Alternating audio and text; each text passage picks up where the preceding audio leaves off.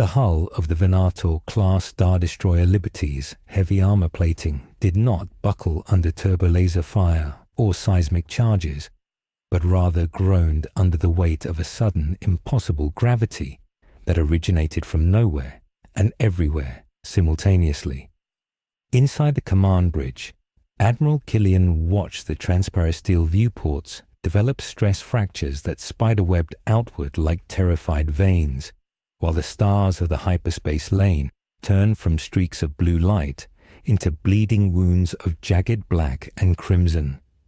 The disruption was not technological or gravitational in any sense the nav computer could pass, but biological and visceral, as if the vacuum of space itself had suddenly developed a crushing density that demanded the erasure of all matter within 1,000 kilometers. Alarm klaxons were drowned out by the sound of the ship's titanium skeleton screaming as it was compressed by an invisible hand. On the bridge deck, clone troopers fell to their knees, not from the shaking of the deck, but because the air in their lungs had suddenly become too heavy to breathe. They clutched at their plastoid chest armor and gasped for oxygen that was there, but refused to enter their bloodstreams. The sensation was distinct from a hull breach or a toxin, because it carried an emotional weight, a paralyzing terror that bypassed the amygdala and struck directly at the primal instinct to cease existing rather than endure the pressure. In the center of the chaos, Jedi General Roan Shrine fell to one knee and gripped the holotable with white-knuckled desperation. He reached out to the Force for stability, for an explanation, for a shield to protect his men. But the Force was not there.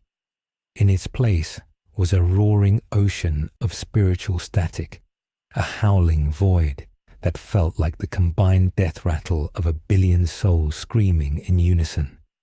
It was not the dark side, which was cold and seductive, nor the light, which was warm and binding. It was simply heavy. It was a pressure so absolute that it displaced the living force entirely, pushing the energy field that bound the galaxy together out of the sector, as if it were oil separating from water. Space outside the bridge tore open. It did not open like a hyperspace window or a planetary atmosphere shield, but tore like wet paper ripped by an angry child. A vertical fissure of jagged, oscillating black energy erupted just off the starboard bow of the Liberty. The void within the tear was not the vacuum of space, but a swirling, chaotic maw of gnashing teeth and yellow eyes that defied the laws of physics. From this dimensional laceration, a figure was expelled with the violence of a cannon shot. The entity tumbled through the void, wreathed in ribbons of black and red energy that lashed out and disintegrated the escort frigates flanking the destroyer. The figure did not drift in zero gravity. It slammed into the void as if the emptiness were solid ground, skidding across the nothingness on a friction-generated trail of blue fire. The intruder was human in shape, but projected a silhouette of absolute devastation. Clad in tattered black robes that billowed in a wind that should not exist in space. The figure carried a blade of matte black steel so large it looked less like a weapon and more like a slab of raw hate. The entity righted itself in the vacuum, standing upon invisible platforms of compressed spirit particles. It shook its head, scattering droplets of blood that burned through the Liberty shields like acid through silk. The pressure intensified. On Coruscant, thousands of light years away in the meditation chamber of the Jedi Temple, Grandmaster Yoda gasped and dropped his Geimer stick, clutching his chest, as a ripple of pure, aggressive non-existence washed over the galaxy. In the Senate office, Chancellor Palpatine paused mid-sentence, feeling a sudden chill that had nothing to do with the temperature of the room, a sensation that something had just entered his carefully orchestrated game board that did not play by rules he understood. Back in the mid-rim, the Liberty finally succumbed to the spiritual displacement. The structural integrity field failed, and the massive vessel imploded silently, twisted into scrap metal by the mere proximity of Ichigo Kurosaki, who looked around the star-filled void with eyes that held the exhaustion of a god who had fought too long and simply wanted to go home. The vacuum of space was not silent to Ichigo Kurosaki, but rather a deafening cacophony of fading sparks. The debris of the Star Destroyer Liberty drifted in an expanding sphere of superheated metal and frozen atmosphere, spinning violently away from the epicenter of the breach. Ichigo stood upon a solidified platform of reishi, indistinguishable from the surrounding void, his tattered shihakusho floating in a suspension of gravity that adhered only to his will. He was breathing hard, but the oxygen he consumed was not molecular. It was the ambient spiritual matter of a universe that tasted stale and thin. He looked at his hands. They were trembling not from fear, but from the sheer overwhelming density of the environment. The transition between dimensions had not been a portal. It had been a collision. He could feel the residual heat of the Garganta closing behind him, a scar healing over a wound that should have killed him. Around him, the vacuum was filled with the faint, glowing embers of thousands of souls. They were the crew of the vessel he had just inadvertently obliterated. Unlike the souls in the world of the living, which drifted with a sense of confused purgatory, or the hollows of Hueco Mundo, which burned with hunger, these souls were dim and uniform. They felt manufactured. It was a sensation that made Ichigo's stomach turn, a feeling of mass-produced life extinguished in a single moment of cosmic error. He reached out with his sensory perception, seeking a familiar signature, an anchor in the chaos. He searched for Rukia's cold precision, or Renji, a jagged roar, or the warm hum of Orihime. There was nothing. The spiritual landscape of this galaxy was vast, teeming, and utterly alien. It did not ebb and flow like the reiatsu of his home. It hummed with the omnipresent tension, a taut wire stretched across the stars that connected every living thing. And he had just snapped it. Ichigo lowered his hand and gripped the hilt of Zangetsu. The blade was heavier than it had been in the Soul Society. It was reacting to the physics of this new reality, condensing its form to maintain existence against a universe that wanted to reject it. He needed to move. Staying in the graveyard of the Liberty was not an option. His presence alone was continuing to distort the local space, causing the wreckage to grind together with screeching metallic groans that traveled through the reishi he stood upon. Below him, rotating slowly against the backdrop of a binary star system, was a planet of swirling ochre clouds and bruised purple oceans. It looked scarred, war-torn. He could sense concentrations of life down there flickering and extinguishing in a rhythmic pattern that suggested organized combat.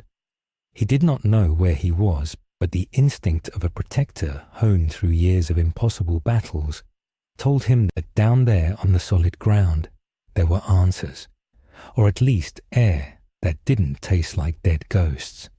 He adjusted his footing on the invisible platform. He did not fly in the way these people understood flight. He simply applied explosive force to the solid air beneath him. With a sound like a cracking thunderbolt that propagated even through the vacuum, Ichigo vanished from the debris field. The shockwave of his shunpo pulverized a drifting TIE fighter wing, turning it into dust. The descent was violent. Ichigo hit the upper atmosphere of the planet not as a ship with heat shields, but as a raw projectile of spiritual density. The friction turned the air around him into a cone of plasma burning white-hot. He did not slow down.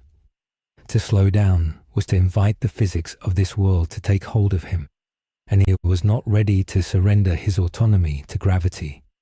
He pierced the cloud layer of the planet, a world known in the galactic charts as Jabim. The rain on Jabim was constant, a sludge of mud and acid that had bogged down the Republic forces for months. The sky tore open. On the surface below, the 4th Sector Army of the Grand Army of the Republic was engaged in a brutal trench stalemate with the separatist droid forces. Mud-caked clone troopers huddled in flooded craters, trading blaster fire with super battle droids that marched relentlessly through the gloom. The air was filled with the ozone smell of Tibanna gas and the copper scent of blood. Commander Monk crouched behind a durasteel barricade, his armor stained with the red mud of the planet. He was shouting coordinates into his comms, requesting air support that was not coming because the atmospheric interference was too thick. Then the sky turned white. The impact occurred in the no-man's land between the Republic trenches and the Separatist factory line. It was not an explosion of chemical ordnance. It was a kinetic event. A column of displacement slammed into the mud, creating a shockwave that liquefied the ground for 300 meters in every direction. The trench walls collapsed, burying clones and droids alike. Heavy AAT tanks were flipped into the air like toys, spinning wildly before crashing down into the sludge. The rain vaporized instantly, creating a massive cloud of superheated steam that hissed and screamed as it expanded. Silence followed, a ringing silence that drowned out the blaster fire. Commander Monk pushed himself up from the mud, his helmet display flickering with static. His audio receptors were whining. He looked over the ruined barricade. In the center of the crater where the steam was beginning to clear, a figure stood. Ichigo straightened up, shaking the mud from his robes. The ground beneath him was fused into glass, a black mirror reflecting the stormy sky. He looked around, his eyes narrowing as he took in the scene. To his left, armored soldiers in white plastoid, identical in height and build, struggling to rise. To his right, skeletal metal machines with glowing red eyes leveling wrist-mounted blasters at him. Ichigo perceived the threat instantly. The machines felt hollow, no soul, no intent, just cold directive. The soldiers in white, however, felt terrifying. They radiated fear, but beneath the fear was a strange, muted uniformity, similar to the souls he had felt in space. They were alive, but their lights were dim, suppressed by something artificial. One of the super battle droids processed the new variable. Its targeting computer designated the figure as a non-aligned biological combatant with high threat potential. It raised its arm. "Blast him," the droid vocalized in a monotone mechanical grind. A volley of red plasma bolts erupted from the droid line. Ichigo did not dodge. He simply didn't see the need. The projectiles moved slower than a bala, faster than a standard arrow, but negligible to his perception. He raised his left hand, palm open. The blaster bolt struck the invisible barrier of his spiritual pressure inches from his skin. They didn't ricochet. They dissolved. The energy of the plasma collided with the density of his reiatsu and was smothered, fizzling out into harmless sparks. The droids paused their logic processors, looping to calculate the failure. Ichigo lowered his hand. He looked at the droids with a mixture of pity and annoyance. "Hey," he said, his voice cutting through the rain, amplified by a subtle projection of spirit energy. "I don't know who you are, but I'm in a bad mood." The droids did not negotiate. The entire battalion shifted fire, concentrating every weapon on the anomaly. Hundreds of bolts converged on him. Ichigo sighed. The sound was lost in the roar of fire, but the action was felt by everyone on the battlefield. He drew Zangetsu. It wasn't a fancy technique. It was a simple lateral swing. The air pressure generated by the massive blade extended outward like a solid wall. The Getsuga Tensho was not even required. The wind shear alone tore the rain apart. It struck the droid line with the force of a hurricane. Metal sheared. The droids were not pushed back, they were disassembled. Arms, heads, and torsos were ripped apart by the invisible wave of force, scattering scrap metal across the mudflats for half a kilometer. The Republic clones watched in stunned paralysis. Commander Monk lowered his DC-15 blaster. He had seen Jedi generals perform feats of telekinesis. He had seen General Skywalker crush droids with his mind. But this was different. This wasn't the Force. The Force hummed. It sang, it flowed. This felt like the air itself had become heavy, like gravity had turned sideways and punched the world in the face. Ichigo sheathed the blade onto his back. He turned toward the Republic lines. The clones flinched, the weapons raising instinctively. Ichigo raised his hands slightly, palms out in a universal gesture of non-aggression. He walked toward them, stepping over the glass lip of the crater onto the mud. He didn't sink. He walked on top of the mud, his reishi distributing his weight. "I need to know where I am," Ichigo said in Japanese. The language barrier was immediate. The clones heard gibberish, but the intent, the raw emotional broadcasting of a confused warrior was palpable. Monarch stepped forward, his discipline overriding his fear. "Identify yourself," Monarch shouted in Galactic Basic, his external speakers amplifying his voice. Ichigo frowned. He didn't understand the words, but the tone was military. Authority, caution. He tapped his ear, hoping maybe the translation logic of the Soul Society would kick in. It didn't. He was outside the jurisdiction of the Spirit King. He was truly alone. Suddenly, a sensation spiked in Ichigo's mind. A warning, not from the soldiers but from the air itself. A presence was approaching. It was fast-focused and sharp. A Jedi. From the rear lines of the Republic staging area, a speeder bike screamed over the trench's engines whining. A figure leaped from the bike mid-air, a blur of brown robes and blue light.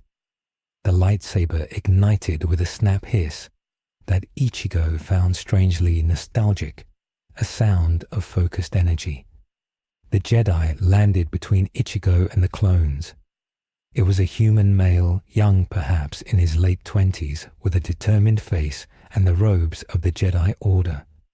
Knight Roan Shrine, who had miraculously survived the destruction of the Liberty by being in a hardened escape launch, was not present, but this was his counterpart on the ground. Knight Kellyan. Kellyan held his saber in a defensive Form 3 stance. He could feel the void around the intruder. It made him nauseous. The Force did not exist near this boy.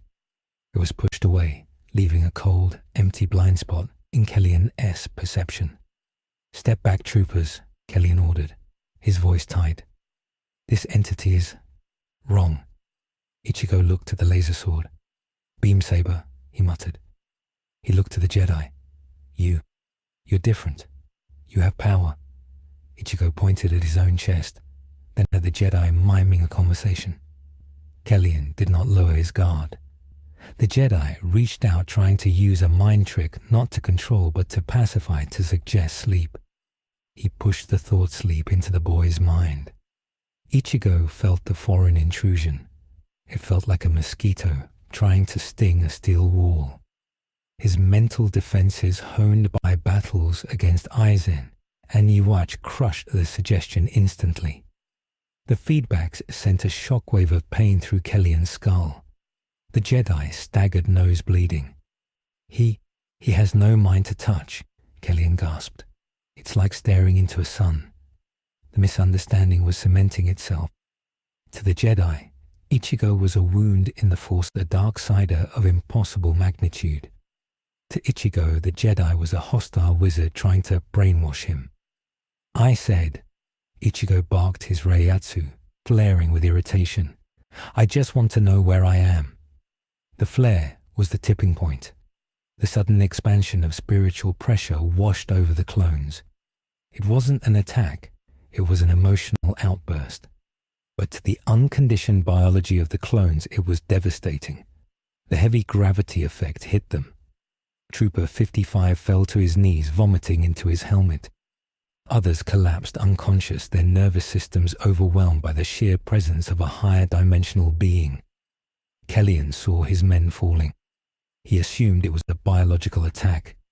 "He's killing them," Kellyan shouted. "Open fire! All sectors concentrate fire." The tragedy of the crossover began there. It was not a clash of ideologies, but a clash of biological incompatibilities. The clones opened fire. The AT-T walkers in the distance turned their mass driver cannons. The sky lit up with blue plasma. Ichigo stood in the center of the annihilation. He didn't move. He felt the sting of the heavy cannons. It hurt. Not much, but enough to bruise. His clothes were singed.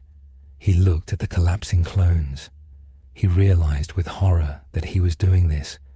His mere presence was toxic to them. If he fought back, he would kill them all. If he stayed, he would kill them all. He had to leave. He had to get away from the fragile things. Ichigo crouched. The energy gathered around him was black and red, screaming with the hollow power he struggled to repress. "Get Shuga," he whispered, not as an attack, but as a propulsion engine. He swung the blade upward. Tensho. The blast was vertical. It parted the clouds of Jabim all the way to the exosphere. The recoil launched Ichigo into the sky, leaving a sonic boom that shattered the auditory senses of every droid and trooper within 10 miles. He vanished into the upper atmosphere, seeking isolation, seeking a place where he wouldn't crush the world just by breathing. On the ground, Knight Kellyan fell to his knees panting. The rain began to fall again, filling the silence. The battlefield was ruined. The Separatists had been obliterated, but the Republic lines were decimated by fear and unconsciousness. Kellyan reached for his comlink. His hand shook. He dialed the encrypted frequency for the Jedi High Council on Coruscant. The hologram of Yoda and Mace Windu flickered into existence, blue and ghostly. "Master," Kellyan said, his voice breaking, "we have made contact. It isn't a Sith. It isn't a droid. It's something else." The Force runs from him. Far away in the rotunda of the Galactic Senate, Supreme Chancellor Palpatine sat alone in his office. The lights were dimmed. He was not looking at reports. He was staring out the window at the endless traffic of Coruscant. He could feel it. The ripple, the tear. It was not the dark side. The dark side was his ally, his tool. This was different. This was chaotic, neutral, raw power. It tasted of death, but not the Sith kind of death. It tasted of a cycle of souls he did not control. A threat, or perhaps a battery. Palpatine smiled a thin, predatory expression. "Order 66 is for the Jedi," he whispered to the empty room. "But for this, we will need something more ancient. Something alchemical." He pressed a button on his desk, summoning his shadow guards. The game had changed. The board had been kicked over, and Palpatine intended to be the one to pick up the pieces. Ichigo drifted to the dark side of Jabim's moon. He sat on a ridge of grey dust overlooking the cratered horizon. He sheathed Zangetsu. He pulled his knees to his chest. He was a substitute Soul Reaper. He was a protector, and he had just terrified an entire army. He closed his eyes and tried to meditate to pull his reiatsu in to make himself small. It was difficult. The universe here felt loose. It lacked the rigid spiritual laws of his home. It was easy to break things here. Too easy. He needed to be careful. He needed to find out the rules of this reality before he broke something he couldn't fix. He didn't know that his vertical Getsuga Tensho had been visible from 3 neighboring systems. He didn't know that hyperspace lanes were shifting around Jabim due to the gravitational distortion of his arrival. He didn't know that he was now the most hunted being in the galaxy. He just knew he was tired, and he missed the rain of Karakura town. The silence of the moon was broken by a sound, not a ship, a crackle, a distortion in the air nearby. Ichigo opened his eyes.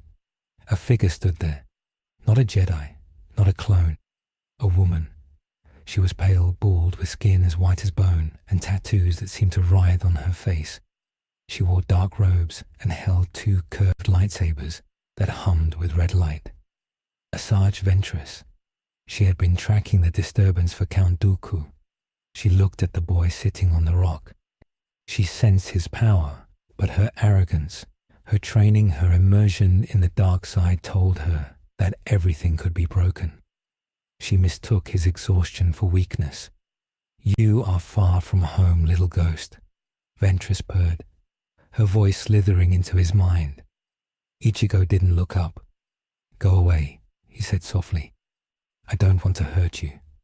Ventress ignited her blades. "That is not your choice to make." She lunged. It was the first true mistake of the war's new era. Ventress moved with the speed of a master assassin. But to Ichigo, she was moving underwater. He didn't draw his sword. He simply caught her wrists. He looked at her. His eyes were brown and deep and infinitely sad. "I said," Ichigo repeated, his grip tightening enough to fracture the durasteel of her saber hilts.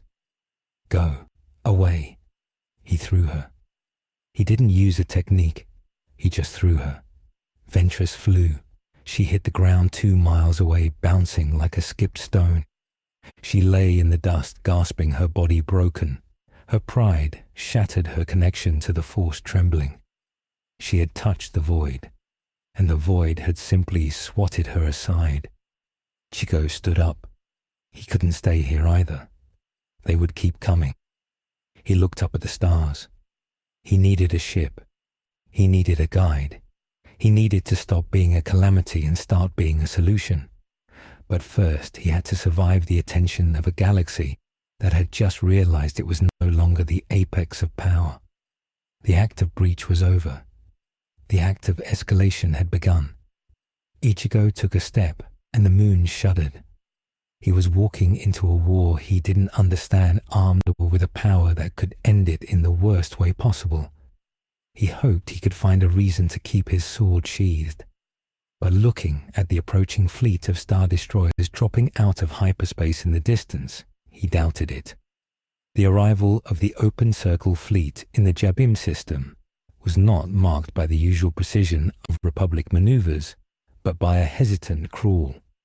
The navigational computers of the Venator-class Star Destroyer Resolute were registering gravitational anomalies that made no sense, sensors indicating mass shadows where there was only empty vacuum. General Anakin Skywalker stood on the bridge, with his arms crossed over his chest, his mechanical hand gripping his tunic with enough force to strain the servos. Beside him, General Obi-Wan Kenobi stroked his beard, his face pale and drawn. They could both feel it. The force in this sector was not just disturbed, it was bruised. It felt like walking into a room where a violent crime had just been committed, and the air was still heavy with the psychic residue of the victim's terror. They were tracking the trajectory of the entity that had decimated the Liberty and silenced the Force Sector army. The trail was not hard to follow because it was a scar on the galaxy. Where the entity had moved, the cosmic background radiation had been bleached white, leaving a streak of absolute nothingness that the nav computers interpreted as a sensor error. They found the source of the secondary impact on the dark side of Jabim's moon. A shuttle carried them down to the grey dust, a squad of ARC troopers flanking the Jedi with DC-15 blasters raised. The troopers were nervous. Even the clones bred for fearlessness were vibrating with a primal anxiety that bypassed their conditioning. On the ridge overlooking the crater, they found Asajj Ventress, the assassin of the Sith. The woman who had dueled the greatest duelist of the Order and survived was not dead, but she was broken in a way that anatomy could not explain. She lay curled in a fetal position in the lunar dust, her twin lightsabers shattered on the ground beside her. Anakin knelt by her side, checking for a pulse. It was thready, rapid, and chaotic. Her eyes were wide open, staring at the black sky, but seeing nothing. When Anakin touched her shoulder, she flinched with a scream that sounded more like an animal dying in a trap than a human woman. The dark side usually swirled around Ventress like a cloak, but now it was gone. She had been stripped clean. The midi-chlorians in her blood were dormant, shocked into silence by an exposure to something that obeyed no law of the Force. Obi-Wan looked at the shattered hilts of her weapons. The durasteel casing was not cut by heat. It was crushed. Fingerprints were pressed deep into the metal, evidence of a grip strength that defied biology. Ventress grabbed Anakin's wrist, her nails digging into his glove. Her voice was a ragged whisper. "It is not a Jedi." She hissed, saliva dripping from her chin. "It is not a Sith. It is a hole. It is a hole in the world." Anakin pulled away, disturbed by the raw terror in her voice. He had seen Ventress angry, arrogant, and wounded, but he had never seen her small. The entity was gone. The scar in the sky pointed toward the Corellian Run, a major hyperspace lane. The monster was moving toward civilization. Ichigo Kurosaki did not know he was moving toward civilization. He only knew he was moving away from the silence. He ran through the void of space, using the rishi of the cosmos as a foothold. He had discovered that if he stopped moving, the spiritual pressure he emitted began to pool around him, creating a gravity well that tugged at passing asteroids.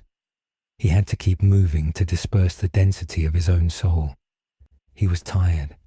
His lungs burned not for lack of air, but from the effort of metabolizing the thin alien spiritual matter of this universe. It tasted metallic and cold. He needed to rest, but he couldn't land on a planet without crushing its people. He was a walking extinction event, and the realization sat heavy in his gut like a stone. Ahead of him, in the distance, he saw lights. A convoy of ships moving at sublight speed, massive boxy freighters escorted by needle-nosed fighters. To Ichigo, they looked like hope. A ride, maybe a place with shielding strong enough to dampen his presence. He didn't know they were Zygarian slave ships bound for the spice mines of Kessel. He just saw a destination. He adjusted his trajectory, pushing off a solidified platform of vacuum and launching himself toward the lead freighter. The collision alarms on the Zygarian command ship Scourge blared only 2 seconds before impact. The bridge crew barely had time to look up before the hull shuddered, not from a laser blast, but from a physical thud on the upper hull. Ichigo landed on the dorsal plating. The artificial gravity generators of the ship whined as they tried to compensate for the sudden addition of mass that the sensors read as a small moon, but the cameras showed as a single human. Ichigo cut through the airlock hatch. He didn't use his sword. He gripped the blast door with his hands and pulled. The reinforced durasteel groaned and tore like wet cardboard, the molecular bonds failing under the stress of his spiritual touch. He dropped into the corridor. The atmosphere rushed out, but he ignored it, stepping inside and letting the emergency force field seal the breach behind him. He stood in the hallway of the slaver ship. The air was thick with the smell of unwashed bodies, fear, and ozone. He took a deep breath. It was stale, recycled air, but it was air. A squad of Zygarian guards rounded the corner, armed with electro-whips and blasters. They saw the intruder, a human in tattered black robes carrying a massive sword on his back. They didn't ask questions. They were slavers used to brutalizing the weak.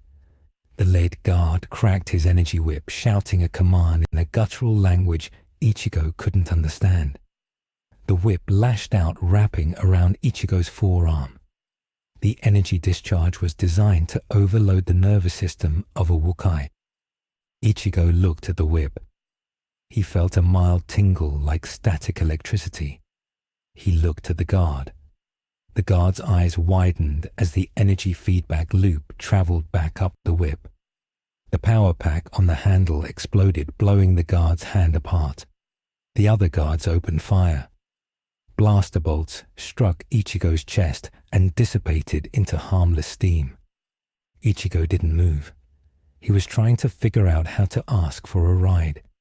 But he forgot the rule of this universe. His presence was the weapon. The guards in the narrow corridor began to scream. It wasn't pain. It was the weight. Ichigo's reiatsu, confined in the narrow steel hallway, magnified in intensity. The guards fell to their knees, clutching their heads. Blood began to pour from their noses and ears as the capillaries in their brains burst under the spiritual pressure. Ichigo realized too late what was happening. "Stop," he shouted, raising a hand. "Wait, I'm not trying to hurt you." But his voice carried power too. The sonic force of his shout slammed the guards against the bulkheads, crushing their rib cages. In 5 seconds, the hallway was silent, save for the wet, ragged breathing of dying men. Ichigo stood in the center of the carnage, his hand still raised, frozen in horror. He had killed them just by being there. He was a plague. He sensed life further in the ship. Thousands of small, terrified lights. Slaves. He had to warn them. He had to get away from them. He began to run deeper into the ship, trying to find the bridge, trying to find someone strong enough to talk to. He reached the main cargo hold. It was a cavernous space packed with cages. Inside were hundreds of Togruta Twi'lek and human slaves huddled together in filth. As Ichigo entered the catwalk overlooking the hold, the pressure wave of his presence hit them. But this time, he squeezed his eyes shut and clenched his fist, forcing his reiatsu down. He visualized a box, a steel vault inside his chest, and shoved his power into it. He compressed his ocean of spirit energy into a drop. It felt like his veins were filling with molten lead. His muscles spasmed. He dropped to one knee on the catwalk, gasping. The pressure in the room lifted slightly. The slaves looked up. They didn't see a monster. They saw a boy shaking in agony, blood dripping from his lip, where he had bitten through it. In the center cage, a young Togruta female stared at him. She was untrained, but force-sensitive, highly attuned to the emotions of others. She didn't feel the crushing weight that the guards had felt.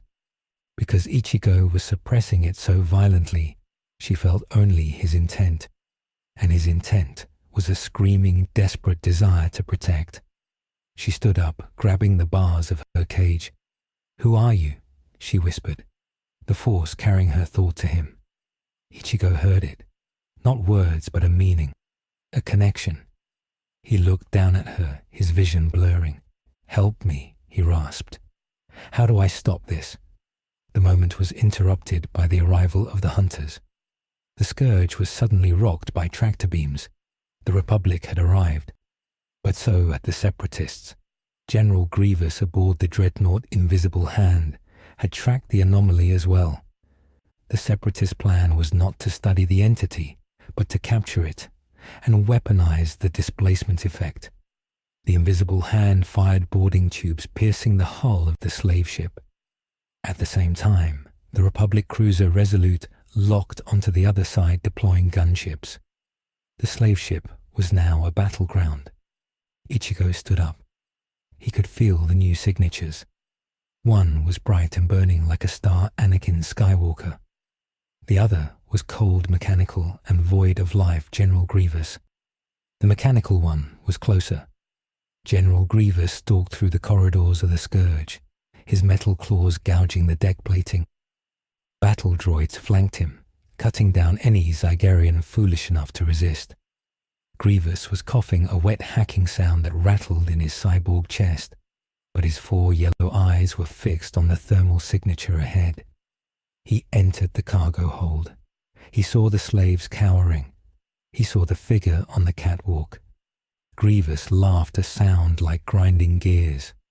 "You are the anomaly," Grievous rasped, igniting 4 lightsabers, 2 blue, 2 green. "Count Dooku will be pleased to dissect you." The cyborg leaped, covering the distance to the catwalk in a single bound. He landed in front of Ichigo, the durasteel walkway buckling under his weight. Ichigo looked at the machine. He didn't sense a soul. He sensed a biological core wrapped in armor, but it was small, twisted, and full of hate. It didn't have the fragility of the clones. "You," Ichigo said, straightening up. "You won't die if I stand near you." Grievous tilted his head. "I am the leader of the droid armies. I am death." Grievous spun his lightsabers, creating a buzzsaw of plasma. He attacked. The speed was blinding. Grievous struck with 20 strikes per second, a whirlwind of energy. Ichigo drew Zangetsu. The collision of the weapons created a sound that had never been heard in the galaxy. When the plasma of the lightsabers hit the compressed spirit steel of Zangetsu, physics broke. The lightsabers didn't cut, they bounced. But the energy transfer was wrong. The plasma destabilized. A shockwave of blue and green ionization exploded outward, blowing the roof off the cargo hold. The vacuum of space roared in. The emergency shields flickered and failed. Slaves screamed as they were pulled toward the breach. Ichigo reacted on instinct. He flashed Step Shumbo, moving faster than the eye could track. He appeared at the breach, swinging Zangetsu, not at Grievous, but at the hole. He released a low-level blast of reiatsu, a wall of blue light that acted as a temporary shield, sealing the atmosphere in. He was holding the vacuum back with his will. Grievous didn't care. He saw an opening. He lunged, stabbing 2 lightsabers into Ichigo's side. The blades struck Ichigo's skin. They burned. They cut. But they didn't pass through. Ichigo's hierro, his skin hardened by spiritual pressure, resisted the plasma. It was like cutting through diamond with a blowtorch. It worked, but slowly. Ichigo gritted his teeth, the smell of his own cooking flesh filling his nose. He grabbed Grievous's mechanical arms. He squeezed. The adamantium composite alloy of the general's limbs crumpled. Grievous roared in shock and pain, attempting to kick Ichigo away. Ichigo didn't budge. He looked the cyborg in the eye. "You're annoying," Ichigo said. He headbutted Grievous. The impact shattered Grievous's faceplate and cracked the transparent steel, protecting his biological eyes. Grievous reeled back, stunned. But the real threat was not the duel. It was the resonance. The Resolute had pulled alongside, and Anakin, Skywalker, had leapt across the gap, landing in the cargo hold. He ignited his blue saber, ready to engage. But as soon as he ignited it, the blade began to scream. Every kyber crystal in the sector was reacting to Ichigo's exertion. The spiritual pressure Ichigo was using to hold the hull breach closed was vibrating at a frequency that destabilized the crystals. Anakin's saber flickered and turned white. On his belt, his spare crystals cracked. "What is he doing?" Anakin shouted, shielding his eyes from the blinding light emanating from the boy. "He's overloading the crystals." It was too late. The Scourge's hyperdrive core, located 3 decks below, began to feed off the ambient reishi Ichigo was leaking. The hyperdrive, which functioned by shifting matter into a sub-dimension of hyperspace, began to pull that dimension into real space. The ship groaned, gravity reversed. The slaves began to float. The cargo crates dissolved into light. Ichigo felt the build-up. It felt like a zero charging up, but on a planetary scale. He realized the ship was going to detonate. Not an explosion of fire, but an implosion of reality. He looked at the Togruta girl. She was floating, holding onto a railing. her eyes wide with acceptance of death. No, Ichigo growled. He couldn't save himself and the ship. He had to choose. He released his grip on Grievous. He released the seal on the hull. He turned his sword point down. Bankai. The word was whispered, but it was heard by every force sensitive in the galaxy. It was a command to the universe to change. The black energy exploded. Tensor Zangetsu. The massive cleaver vanished, replaced by a long, thin black katana. Ichigo's Shihakusho changed, becoming a sleek, tattered coat. The compression of his power was absolute. For a microsecond, the crushing weight was gone, sucked into the blade. Anakin Skywalker gasped as the force rushed back into the void, filling his lungs. But then, Ichigo moved. He didn't attack the Jedi or the Sith. He attacked the explosion. The hyperdrive core breached, creating a singularity, a white hole of hyperspace energy. Ichigo flashed step directly into the center of the white light. He swung his black blade. Getsuga Tensho. The wave of black energy collided with the white hole. It was a clash of dimensions. The Bleach universe's spiritual cutter against the Star Wars universe's hyperspace physics. The result was a catastrophe. The scourge didn't explode. It was erased. The interaction of the Getsuga and the hyperdrive created a dimensional shear. A sphere of silence expanded outward for 10,000 kilometers. It passed through the Resolute. It passed through the Invisible Hand. It passed through the escort frigates. It didn't kill the crews. It stripped the ships of power. Every reactor, every battery, every droid brain instantly died, drained of all energy. The lights went out. The artificial gravity failed. The life support systems shut down. The entire Fleet Republic and Separatist alike was instantly turned into drifting metal coffins. But the cost was higher. The sphere of silence hit the planet below a small moon used as a way station. The atmosphere of the moon simply vanished, stripped away. The rock cracked, turning the moon into a debris field of floating geography. In the center of the nothingness, Ichigo floated unconscious. His bankai had broken the reaction, but the feedback had nearly stopped his heart. He drifted in the wreckage of the slave ship.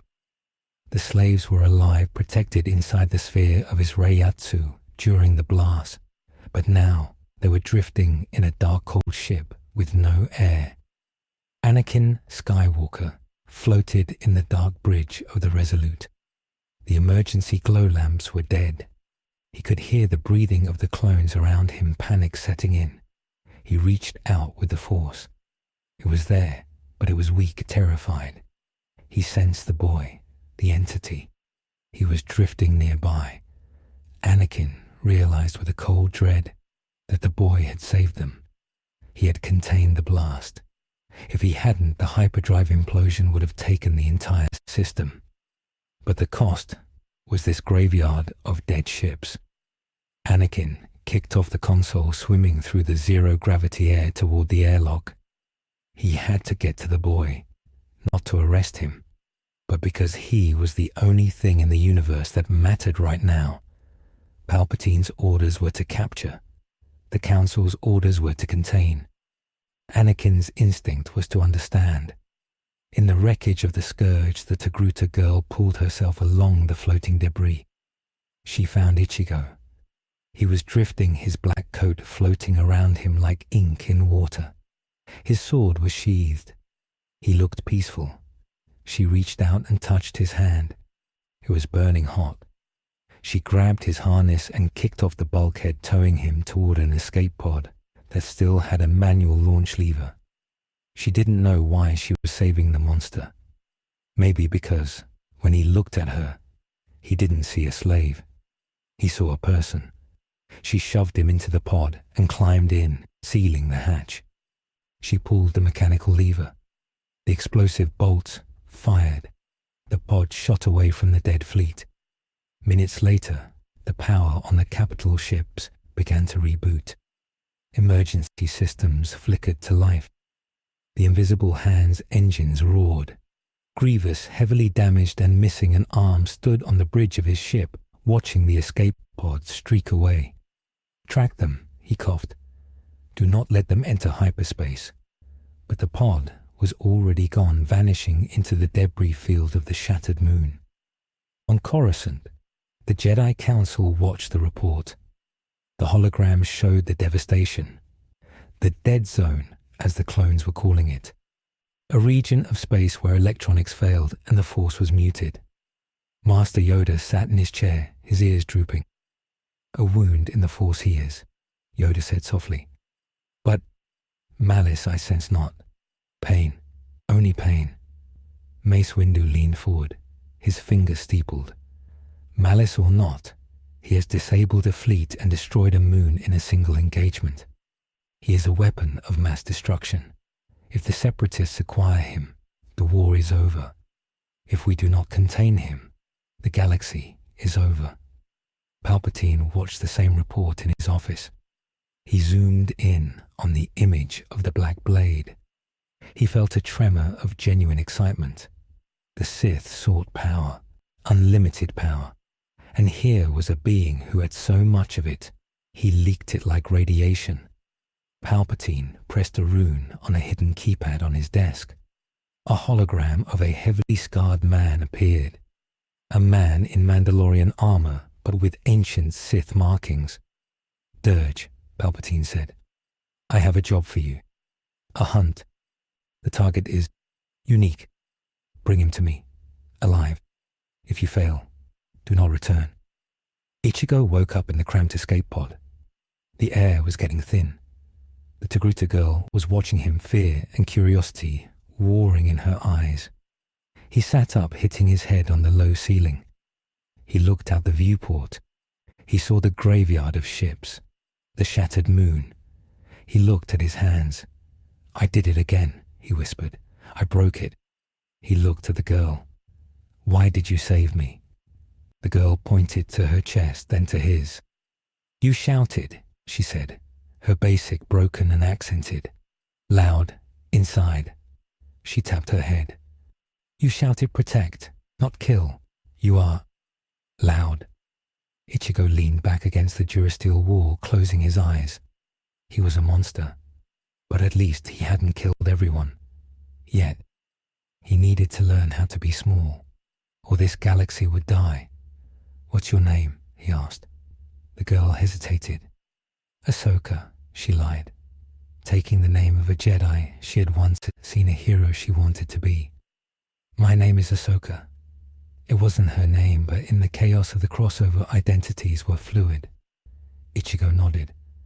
"I'm Ichigo, and I think we're in trouble." The proximity alarm of the pod beeped. A ship was approaching. Not a Republic cruiser, not a Separatist frigate. It was a beat-up, modified freighter. The slave Jango Fett, was dead, but his legacy was not. Boba Fett was too young, but the associates of the Fetts were always circling. Cad Bane looked at the scanner of the Xanadu blood. Well, well, the Duros bounty hunter drawled, chewing on a toothpick. "Looks like the price just went up." The catastrophe was irreversible. The dead zone at the Jabim sector became a navigational hazard that would last for centuries. The rumors spread. The ghost of the void, the Moonbreaker. The Jedi were mobilizing a task force led by their greatest champions. The Sith were mobilizing their ancient horrors. And Ichigo Kurosaki sat in a tin can, drifting through the dark, terrified of his own heartbeat, waiting for the next collision. The war had just found its new center of gravity. The containment field of the Xanadu blood hummed with a frequency designed to suppress Wookiee rage and Trandoshan strength, but it did nothing to dampen the feeling that the ship was carrying a singularity in its hold. Cad Bane sat in the pilot's chair, his red eyes fixed on the rear monitors, chewing a toothpick that had long since splintered. He had not secured the target with binders or ray shields. because he was intelligent enough to realize that trying to chain an earthquake was a good way to get the house demolished. Instead, he had used the one resource the target seemed to value, which was the girl. The Togruta child sat in the co-pilot seat, terrified but unharmed, acting as a living insurance policy against the monster in the cargo bay. Bane had simply told Ichigo that if the ship was damaged, the life support would fail in the cockpit first. It was a bluff the Xanadu blood had redundant systems, but the boy with the orange hair and the eyes of a tired killer did not know that. Ichigo sat on a crate, in the hold his massive sword leaning against the bulkhead. He was not meditating. He was concentrating on existing without destroying. The air around him shimmered like heat haze over asphalt. Every few minutes the ship's proximity sensors would glitch, registering phantom asteroids that weren't there, caused by the sheer density of the spiritual pressure leaking from his pores. Cad Bane checked the nav computer. They were dropping out of hyperspace in the Yatub system. Nar Shaddaa, the smuggler's moon. It was a vertical urban hellscape of neon and grime, a place where billions of beings lived in layers of decaying durasteel and moral flexibility. Bane had chosen this location, not just because it was neutral ground, but because the ambient life force of the moon was so chaotic, so loud and desperate that it might mask the signal of the anomaly he was transporting. He had a buyer lined up, not the Separatists and not the Republic. The contact was a proxy for the Black Sun Syndicate, but Bane suspected the credits were coming from deeper pockets. Perhaps the banking clan or a private collector. He didn't care. The bounty on the Moonbreaker was high enough to buy a small planet. Bane initiated the landing sequence, the ship diving into the smog-choked atmosphere of the moon. As they descended, the reaction from the city below was immediate, though Bane couldn't see it yet. In the lower levels where the sunlight never reached sensors on weather towers spiked, the air pressure dropped. Birds and vermin began to flee the landing zone in a mass exodus, moving like a tide of fur and feathers away from the approaching predator. Ichigo felt the descent. The gravity of the planet pulled at him, but it felt weak compared to the gravity he generated. He looked at his hands. The skin was pale, the veins standing out. He could feel the Togruta girl's fear from 2 decks away. He could also feel the billions of souls on this moon. It was deafening. In the Soul Society, souls were regulated, balanced. Here they were piled on top of each other, screaming for space. The noise was a physical headache pounding behind his eyes. He grabbed the hilt of Zangetsu, seeking comfort in the steel. The blade was quiet. Zangetsu, the spirit within, was silent, watching this new universe with a wary predator's gaze. The ship shuddered as it touched down on a private landing pad in the Corellian sector of the moon. The ramp lowered. Bane's voice crackled over the intercom. "We are here. You walk behind me. The girl stays close. You make a move, she bleeds. You flare that power of yours, the ship explodes. Do we have an accord?" Ichigo stood up. "Yeah," he said, his voice flat. "We have an accord." On Coruscant, the Jedi Temple was in a state of quiet panic. The High Council chamber was darkened, illuminated only by the holographic map of the galaxy. A red scar marked the Jabim system, the dead zone where physics had gone to die. Master Windu stood by the window, looking out at the endless city. His shatter point ability, which allowed him to see the fault lines in history and people, was blinding him. When he looked at the galaxy now, he didn't see cracks.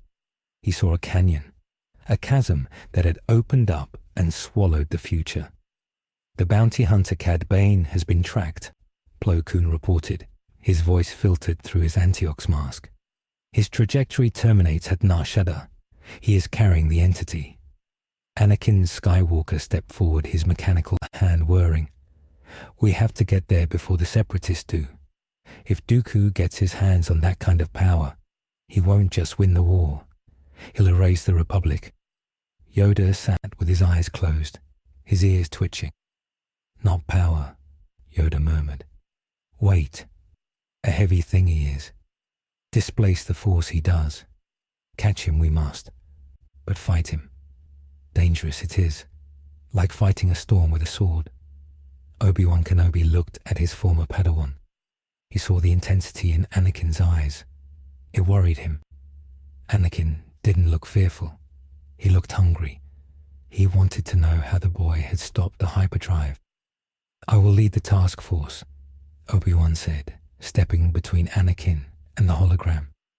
We will take a diplomatic approach. If he is sentient, he can be reasoned with. Windu turned. And if he cannot?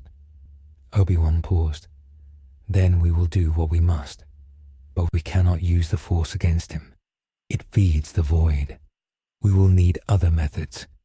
The arrival on Nar Shaddaa was a sensory assault. Ichigo walked down the ramp into the humid, oily air. The neon signs towered kilometers into the sky, flashing in languages he couldn't read. Hovercars streamed in elevated lanes like rivers of light. But as Ichigo stepped onto the platform, the environment reacted. The neon sign nearest to him, a massive advertisement for death sticks, flickered and exploded, raining sparks onto the street. The hovercars passing directly overhead lost lift for a fraction of a second, dipping dangerously before their repulsors compensated. The pedestrians on the walkway froze. A wave of nausea swept through the crowd. It wasn't the royal conqueror's haki of his world. It was simply the biological rejection of his existence. Ichigo pulled his hood up, trying to hide. He kept his eyes on the girl who was walking beside Cad Bane. Bane had a blaster pistol pressed discreetly against her side.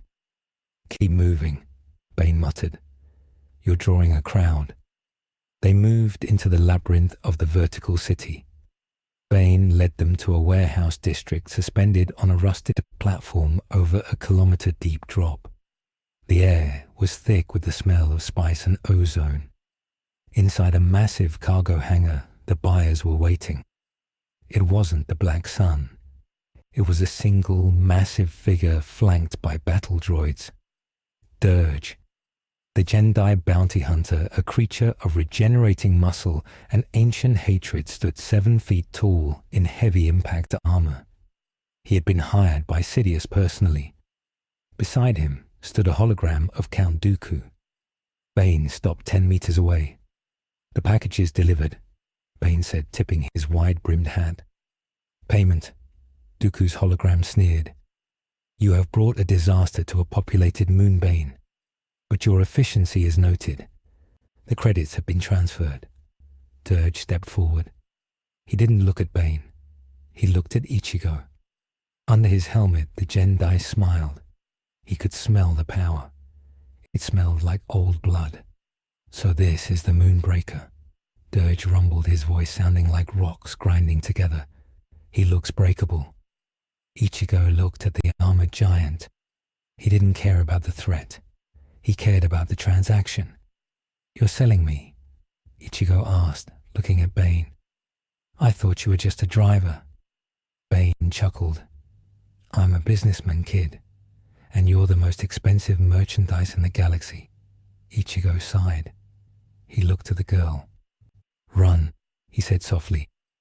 The girl hesitated. Bane tightened his grip on her arm. She goes nowhere. The escalation began, not with a lightsaber, but with a sniper shot. The Jedi had arrived. From the catwalks high above the hangar, Clone Commander Cody fired a high-yield EMP round. It wasn't aimed at the people. It was aimed at the droids. The blast wave fried the circuitry of the battle droids, instantly dropping the escort. In the confusion, Obi-Wan Kenobi and Anakin Skywalker dropped from the ceiling landing between Bane and the Separatists. Blue lightsabers ignited, illuminating the gloom. This transaction is cancelled, Obi-Wan announced, his voice calm but amplified. Bane reacted instantly. He didn't fight the Jedi. He threw a smoke grenade and activated his jet boots, launching himself backward, dragging the girl with him. "Deal's off," Bane shouted, vanishing into the smog. Ichigo didn't chase Bane. He moved to intercept Dirge, who had charged. The Jedi ignored the Jedi and went straight for the prize. Dirge moved with terrifying speed for his size, a blur of heavy armor and raw kinetic force. He lowered a shoulder and rammed Ichigo. It was a test. Dirge was strong enough to flip walkers. He expected the boy to shatter. Instead, the impact created a shockwave that blew the warehouse doors off their hinges. Ichigo hadn't moved. He had taken the charge on his forearm. The floor beneath his feet buckled, creating a crater of twisted metal. Ichigo looked up, his eyes flashing with irritation. "I'm not in the mood," Ichigo growled. He shoved, just a simple push. Dirge was launched across the hangar, smashing through 3 layers of durasteel containers before embedding himself in the far wall. Anakin watched this, while deflecting blaster fire from Dirge's surviving backup droids.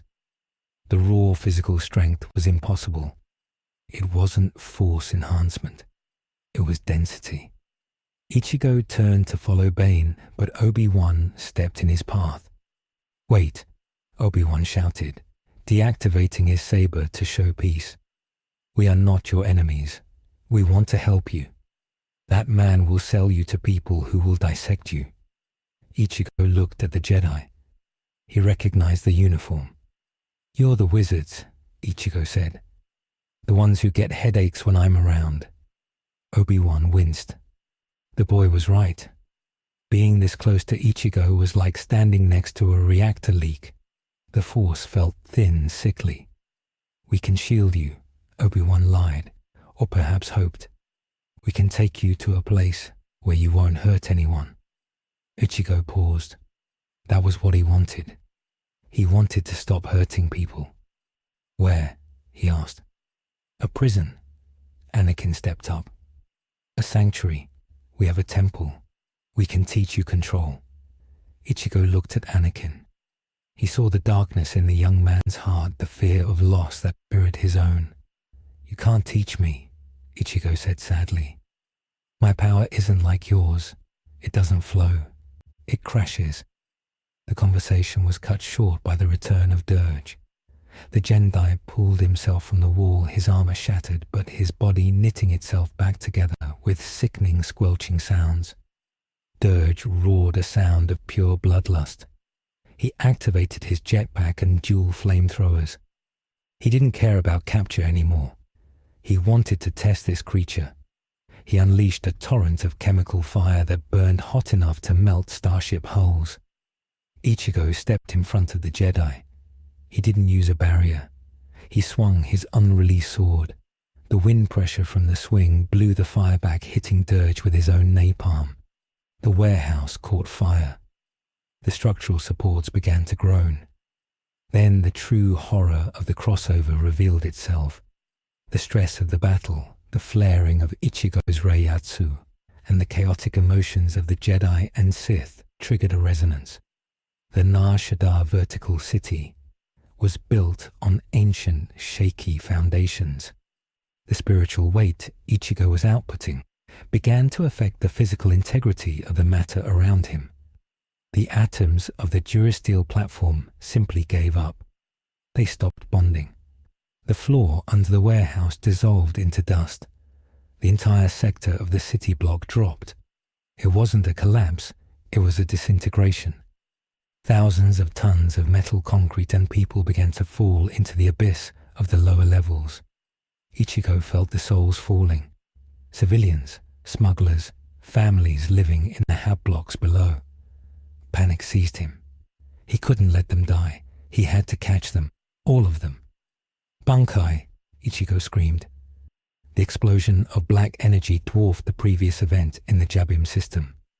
The warehouse was obliterated. A pillar of black and red light shot up into the sky, piercing the smog layer and visible from orbit. Tensor Zangetsu appeared in his hand. Ichigo moved. He didn't fly, he shunpoed so fast. He existed in multiple places simultaneously. He appeared under the falling city block. He wasn't trying to lift it physically. He was trying to lift it spiritually. He expanded his reiatsu into a net, a massive web of black energy that caught the falling debris. For a moment it worked. The falling building hung in mid-air, suspended by the sheer will of a substitute Soul Reaper. The civilians inside screamed as their world stopped falling and started floating in a black void. But the cost was catastrophic. The weight of a city block was nothing to Ichigo physically, but holding it together against gravity, while the universe tried to reject his power, was tearing him apart. Blood burst from his nose. His capillary vessels in his eyes ruptured, turning his sclera red. Above him, Obi-Wan and Anakin hovered in a gunship that had swooped in to retrieve them. They watched in silence. He caught the building. Anakin whispered, his face pale. He caught the whole block. Obi-Wan gripped the railing. He is killing himself to do it. Look at the energy reading. He is burning his own life force. Dirge, who had fallen with the debris, saw the boy holding the world up. The bounty hunter laughed. This was the prey he had dreamed of. He launched himself from a floating slab of concrete, aiming for Ichigo's exposed back. Die, hero, Dirge roared. Ichigo couldn't move. If he moved, the net would break and thousands would die. He felt the killer coming. He gritted his teeth. Let him hit me, Ichigo thought. I can take it. I have to take it. But someone else intervened. A streak of green light. Ahsoka Tano, the real Ahsoka Tano, not the imposter girl, arrived with the reinforcements. She leaped from the gunship, diving into the gravity well. She deflected Dirge's wrist blades with her Shoto saber, kicking the giant in the face.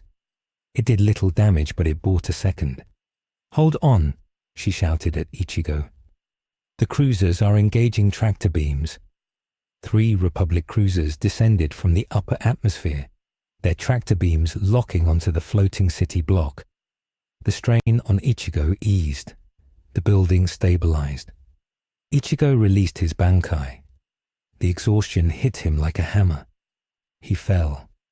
He didn't drift this time. He plummeted. The Togruta slave girl, Ahsoka, who had been clinging to a railing on the floating block, screamed his name. Anakin Skywalker dove.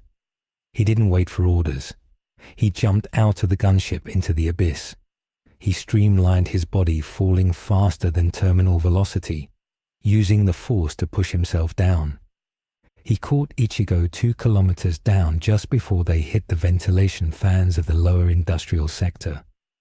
Anakin fired his grappling hook, swinging them onto a service platform. They landed hard. Ichigo was unconscious. His black coat tattered, his breathing shallow. Anakin looked at the boy. He felt a strange kinship.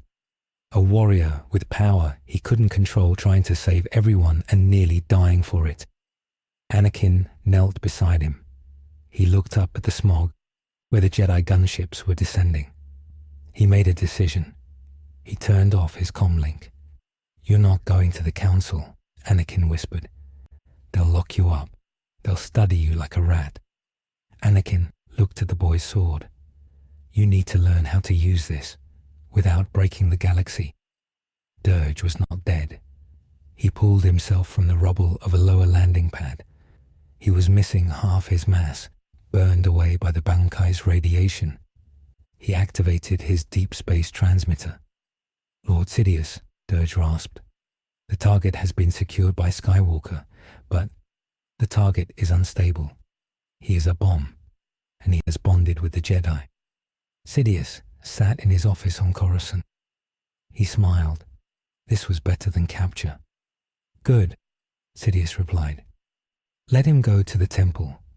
Let him sit in the heart of the Order.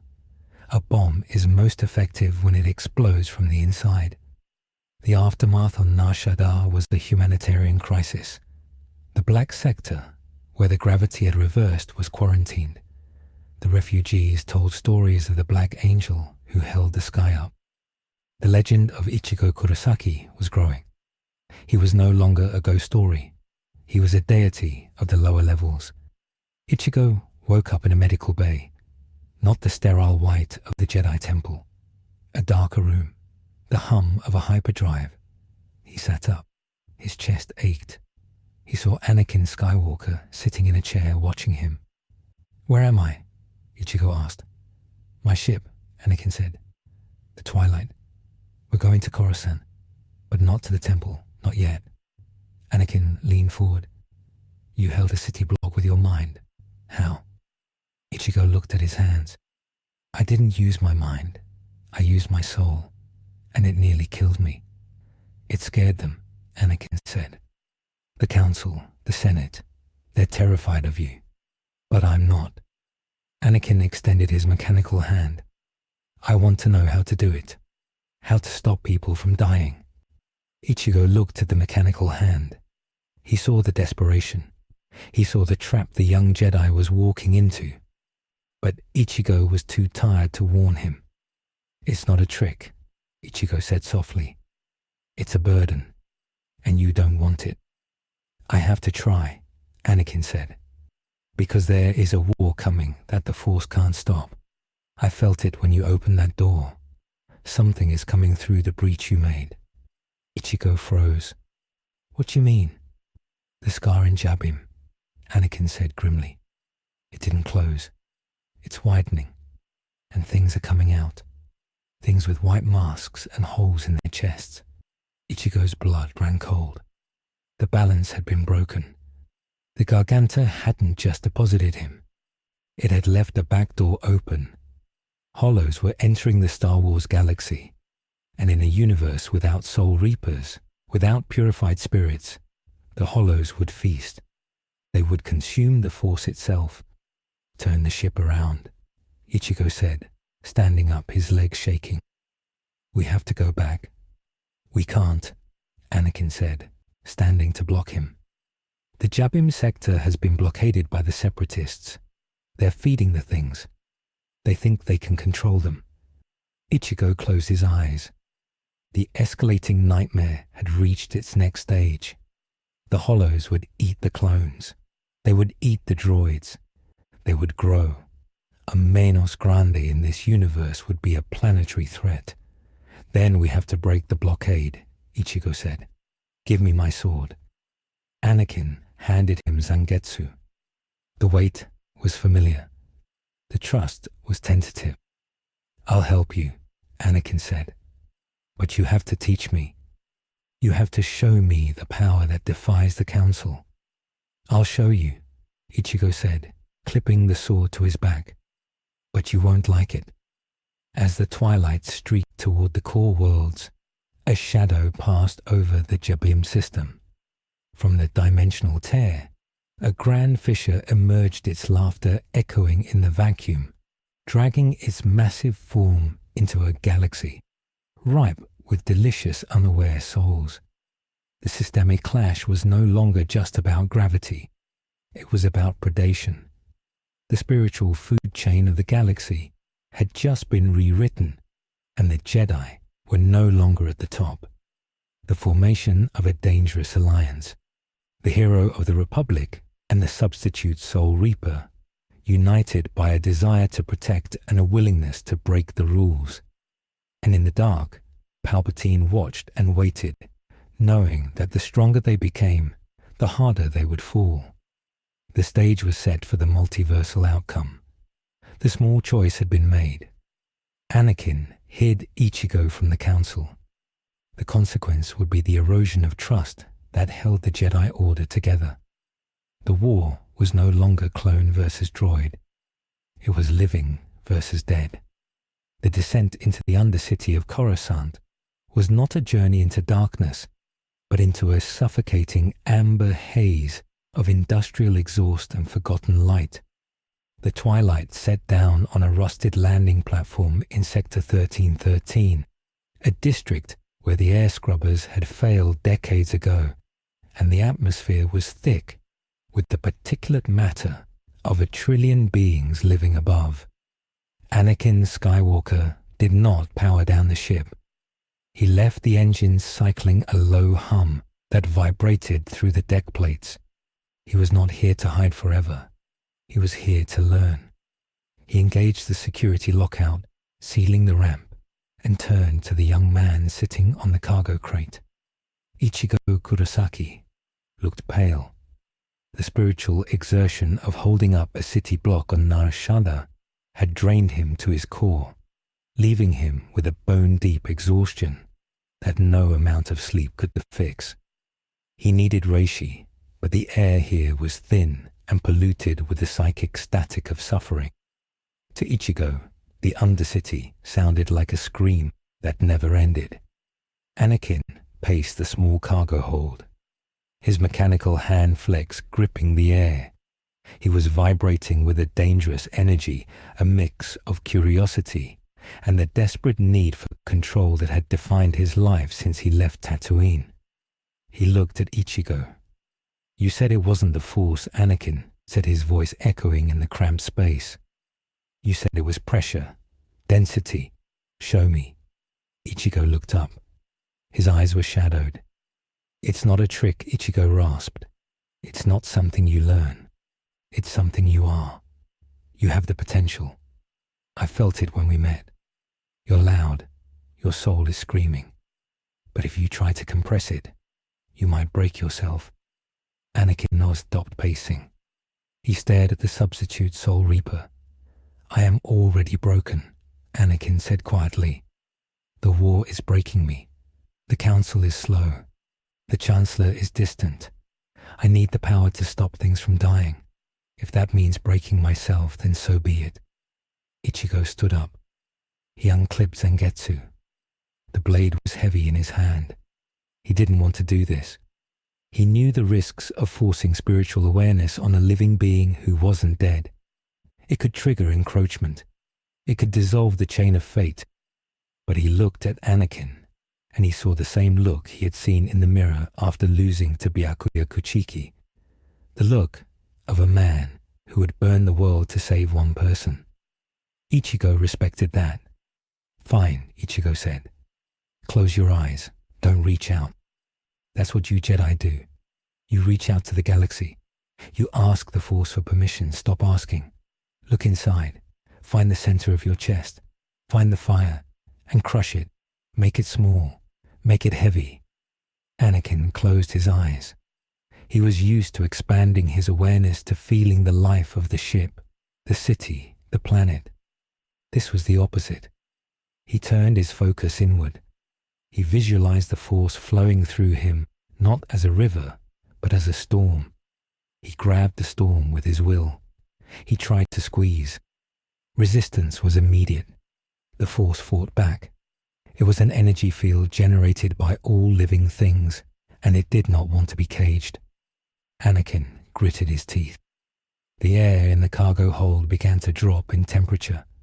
Frost formed on the bulkheads. The metal of the ship groaned. Ichigo watched closely, his hand on his sword. He sensed the shift. Anakin wasn't just compressing his energy. He was darkening it. The fear, the anger, the resentment. It was all being packed into a dense singularity in his chest. It wasn't reiatsu. It was something else. A gravity well of the dark side, but heavier. Suddenly, Anakin gasped. He fell to his knees, clutching his chest. A black substance leaked from his nose. Not blood, liquid shadow. His eyes snapped open, and for a fraction of a second they were not blue. They were yellow with black sclera. A hollow mask fragment flickered into existence over his mouth, a jagged row of white teeth that vanished as quickly as they appeared. The shockwave of the transformation threw Ichigo back against the wall. The twilight lilted violently on the landing pad. Anakin vomited bile and gasped for air, the shadow receding. Ichigo stared at him, horror dawning. The compatibility was worse than he thought. Anakin Skywalker didn't just have high spiritual pressure. He had an inner hollow, or the Star Wars equivalent. a shadow self born of trauma and repressed emotion waiting for a lattice to manifest. Before Ichigo could speak, the proximity alarm blared. They had been found, not by the separatists, by the Order. High above in the Jedi Temple, the meditation chamber of the High Council was silent. Master Yoda sat with his eyes closed, his ears flat against his skull. He had felt it. A tear in the fabric of the Force emanating from the chaotic depths of level 1313. It was not the cold void of Ichigo Kurosaki. It was a familiar fire twisted into something unrecognizable. Mace Windu stood by the window, his face a mask of grim resolve. "Skywalker Windu," said his voice low. "He is attempting to replicate the anomaly. He is tampering with laws he does not understand." Obi-Wan Kenobi looked stricken. He wanted to defend his former Padawan, but the evidence was vibrating in the air. The disturbance was undeniably Anakin, but it felt like a predator. "We must intervene," Obi-Wan said, "before he hurts himself or others." Windu turned his robe swirling. "No, we must contain. If Skywalker has aligned himself with the entity, he is no longer just a risk. He is a compromised asset." The arrival of the Jedi task force in Sector 1313 was not a diplomatic mission. 3 LAAT gunships descended through the smoke searchlights, cutting through the amber haze. They did not hail the twilight. They deployed containment squads. Clone troopers with stun rounds and ray shields secured the perimeter. Obi-Wan, Mace Windu, and Plo Koon leaped from the lead gunship landing on the rusted platform. Their lightsabers were not ignited, but their hands were ready. Ichigo and Anakin stepped out of the freighter. Anakin looked exhausted, his face pale, his eyes rimmed with red. Ichigo stood slightly in front of him, Zangetsu resting on his shoulder. The visual was damning. The hero of the Republic standing behind the monster that had destroyed a moon. Anakin Obi-Wan called out, his voice pleading, "Step away from him. You are ill. The influence of this being is corrupting your connection to the Force. We can help you." Anakin laughed a dry, bitter sound. "I'm not ill, Master. I'm learning. I'm learning how to save the clones you sent to die. I'm learning how to stop the war." Master Windu stepped forward. "You are dabbling in the unnatural, Skywalker. We felt the darkness. It was not the Force. It was a perversion. You will surrender your weapon and accompany us to the temple detention level. The entity will be taken into custody for the safety of the galaxy." Ichigo stepped forward.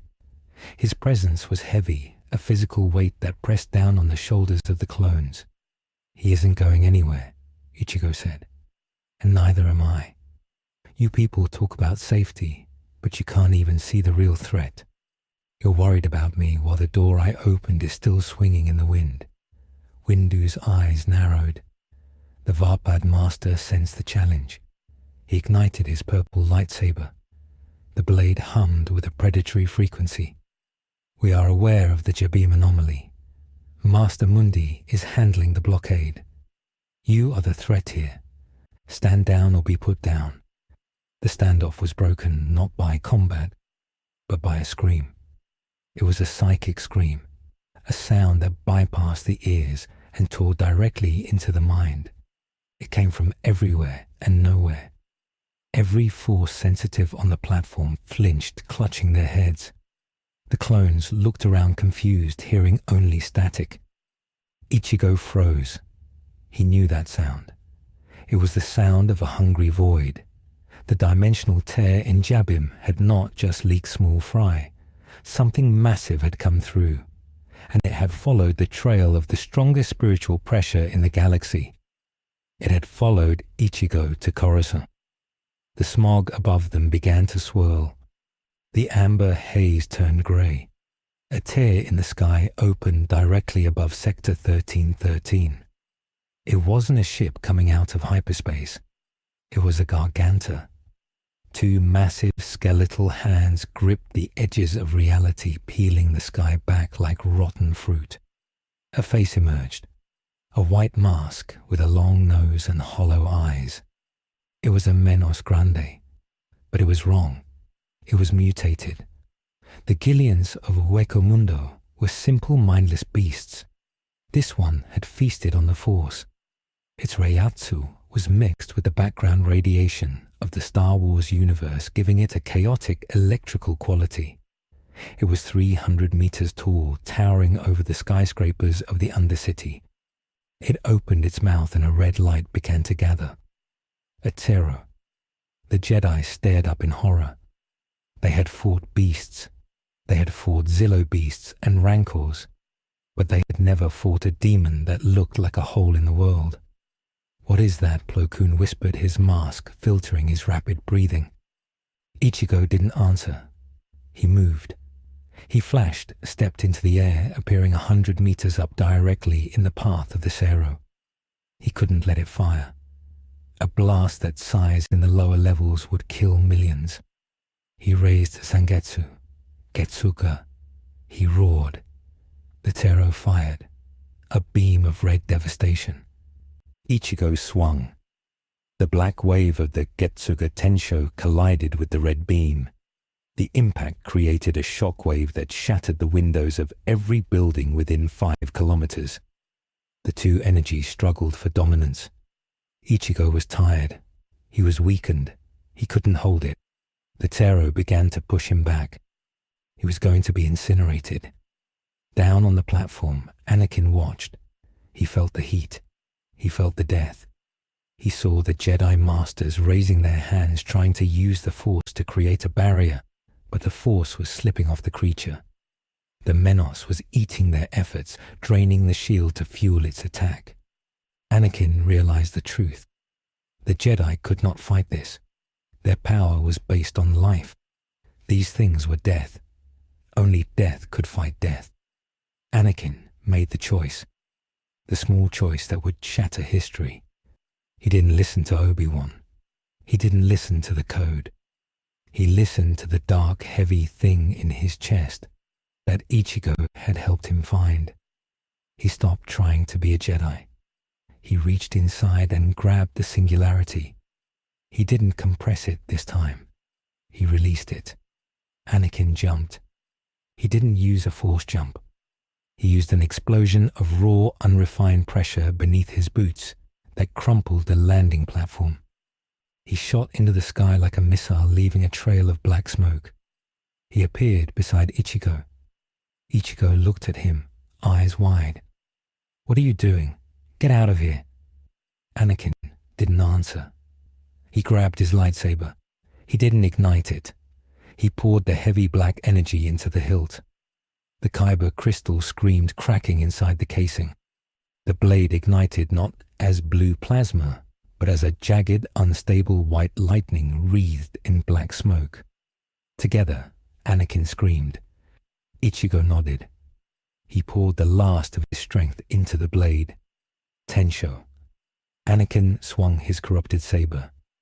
The two waves of energy, the refined spiritual cutter of the Shinigami and the raw, chaotic force crush of the fallen Jedi merged. The combined blast was purple and black, a helix of destruction. It punched through the Sero, splitting the beam. It struck the Menos Grande in the mask. The mask shattered. The creature didn't roar. It dissolved. It disintegrated into reishi particles that rained down on the city like black snow. The Garganta snapped shut, sealing the breach. Ichigo and Anakin fell. They crashed onto a rooftop 3 levels down, rolling across the Duracrete. They lay there gasping, staring up at the smoke-filled sky. Anakin's lightsaber was a ruin. The hilt melted, the crystal fused. His hands were burned, but he was alive, and he felt powerful. He felt a clarity he had never known. The voices of the council were silent in his head. Obi-Wan and Mace Windu landed on the rooftop seconds later. They looked at the dissolving particles of the monster. Then they looked at Anakin. They saw the burns, they saw the ruined saber, but mostly they saw his signature in the Force. It was permanently altered. It was scarred. He felt like the entity now. He felt like a void. Anakin Skywalker. "Mace Windu," said his voice cold and final. "You are under arrest. You have violated the fundamental laws of the Order. You have tapped into the dark side and something worse. You are a danger to the Republic." Anakin stood up. He staggered, but he stood. He looked at Mace Windu. Then he looked at Obi-Wan. He waited for his master to speak, to defend him, to say that he had just saved millions of lives. Obi-Wan looked away.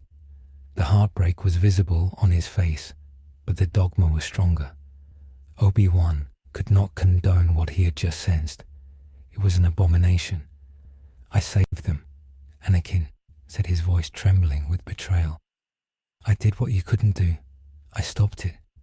You destroyed a monster by becoming one." Windu replied. He raised his saber. "Surrender." Ichigo stood up. He placed himself between Anakin and the Jedi. He was barely able to stand, but he raised Zangetsu. "No," Ichigo said. "He's not going with you. You take him, you lock him up. You study him. And when the next one comes, and they will come, you'll all die because you were too afraid to let him fight." Mace Windu did not hesitate. He moved. The Varped strike was instantaneous, designed to disarm and incapacitate. But Anakin was faster. Not physically, but instinctively. He didn't block with a weapon. He thrust his hand out. A blast of pure heavy gravity hit Windu. It wasn't a force push. It was a rejection. Windu was launched backward, tumbling across the roof. The Council Master recovered instantly, eyes wide. That was not the Force. Anakin grabbed Ichigo. "Run," he said. They ran. They leaped off the edge of the rooftop, diving into the traffic lanes of the Undercity. They hijacked a passing airspeed at Anakin, hot-wiring it with his mechanical hand. They sped away into the depths of level 1313, vanishing into the shadows. Back on the rooftop, Obi-Wan stood alone in the black snow. He reached for his comlink. He dialed the Chancellor's office. He had to report this. The Chosen One had gone rogue. In the Senate office, Palpatine listened to the report. He did not smile. He did not laugh. He sat in his chair, his fingers steepled. This was unexpected. He had wanted Anakin to turn to the dark side to become a Sith. He had not wanted him to become this. Anakin had bypassed the Sith teachings entirely. He had accessed a power source that Sidious did not control. The boy was no longer an apprentice in waiting. He was a rival, and the entity Ichigo Kurosaki was the catalyst. Palpatine ended the transmission. He pressed a button on his desk, summoning his shuttle. He had to go to Jabim. He had to see the source of this power himself. If he could not control Skywalker, he would have to find a replacement. And the things coming out of that hole, perhaps they were the army he truly needed. Order 66 was designed to kill Jedi, but against these ghosts, clones would be useless. Sidious realized he needed to adapt his grand plan. He needed to learn necromancy. On the stolen speeder, Anakin drove with one hand, his eyes fixed on the dark horizon of the Undercity. Ichigo sat beside him, bleeding and silent. The silence stretched for miles. Finally, Anakin spoke. "They will hunt us now. The entire Order. The Republic fleet. We have nowhere to go." Ichigo looked at the young ex-Jedi. "We have somewhere," Ichigo said. "The hole. The Garganta in Jabim. It's not just a door for them to come in. It's a door for us to go out. Or at least to go to the source." "You want to go into the dimension of monsters?" Anakin asked, looking at him like he was insane. "It's better than a cell," Ichigo said. "And if we're going to stop them, we have to close the door from the other side." Anakin looked down at his mechanical hand. He felt the heavy cold power sitting in his chest. It terrified him, but it also thrilled him. He was free. For the first time in his life, he was truly free. "Let's go," Anakin said. The narrative shift was absolute. The Clone Wars were effectively overpaused by a greater threat. The war of the bleeding sky had begun. The dissolution of the status quo. The hero had fallen not to the dark side but to the void, and the galaxy was left to deal with the consequences of a power it refused to understand. The small choice to hide a friend had led to the massive outcome of the Chosen One abandoning his destiny to forge a new terrifying path. The convergence was approaching, and it would take place not on a battlefield of politics, but in the space between life and death. The Jabim sector had ceased to be a part of the known galaxy and had become a festering wound in the side of reality. The stars here were no longer visible, obscured by a permanent tempest of grey spiritual static that scrambled sensors and drove nav computers to suicide.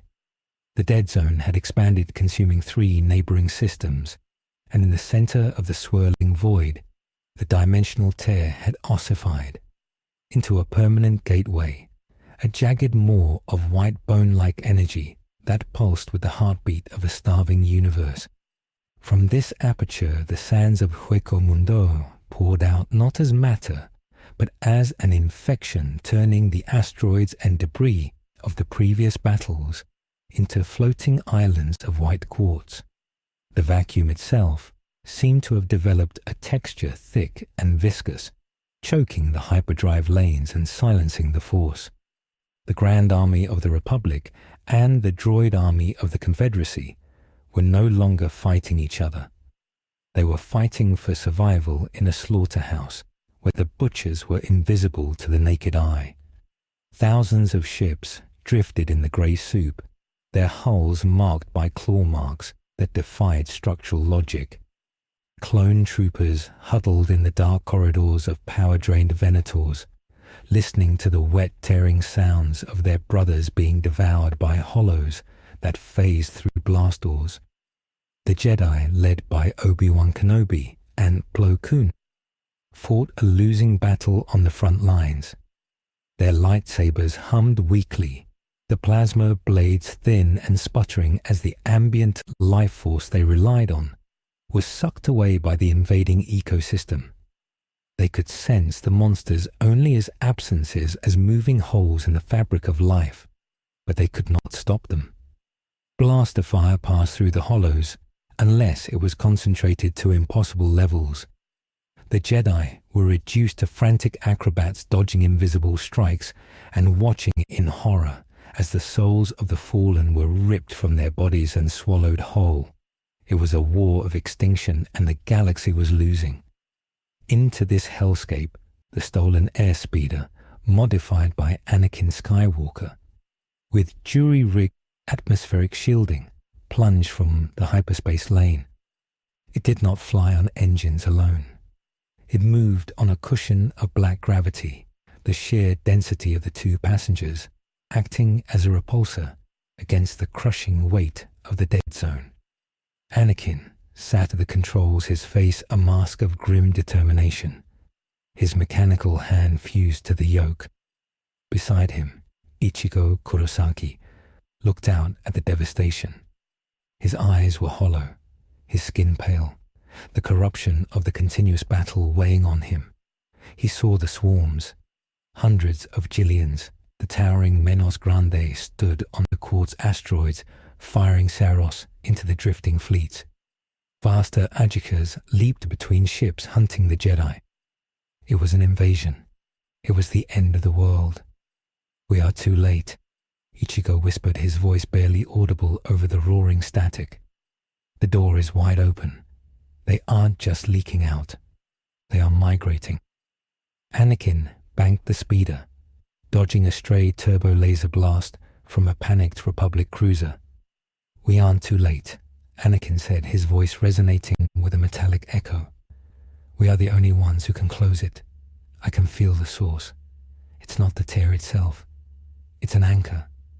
Something is holding it open from this side. Ichigo frowned, extending his senses. He felt it too. A dark, cold spike of reiatsu that felt artificially concentrated.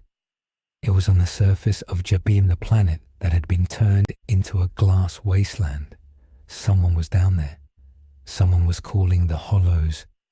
On the surface of Jabim, inside a fortress of fused black glass, created by the initial impact, Darth Sidious stood in the center of a ritual circle. He was not wearing his Chancellor's robes. He was clad in the heavy Sith armor of his ancestors, the cortosis weave etched with alchemical runes. Around him, the shadow guards lay dead, their life force drained to fuel the circle. Sidious did not fear the hollows. He studied them. He had captured a frantic Ajukas, binding it with Sith sorcery and high-yield energy fields. He had dissected its essence. He realized what they were. They were hunger, pure, unadulterated need. And to a Sith, Lord Need was a lever. Sidious was acting as a beacon.